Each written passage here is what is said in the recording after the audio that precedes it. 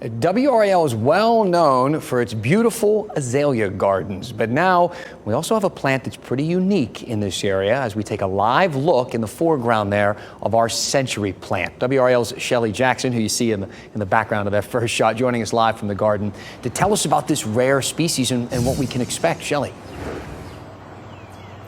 Well, I want to give you some perspective first on the size of this plant. I'm 5'7", and take a look. It's at least 2 feet taller than I am right now, and it's going to get bigger. Now, this plant is called the century plant, and what makes it really unique is that it blooms only one time, just one time, and then it dies.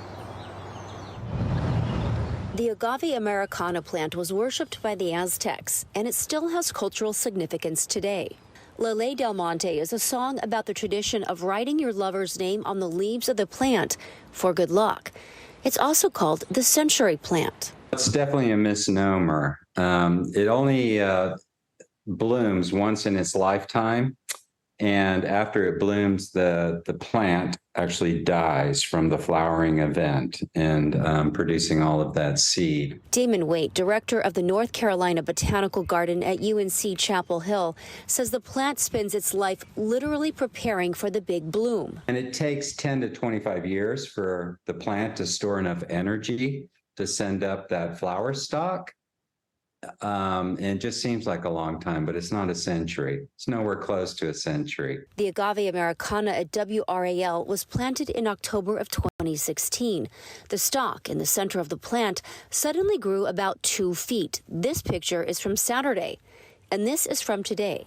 The stalk is expected to grow around 35 feet in the coming weeks, hitting full bloom in June. In Mexico, the plant is a source of food, fuel, and alcoholic beverages. From the flowering stalks are, mashed and used in the distillation process for mezcal.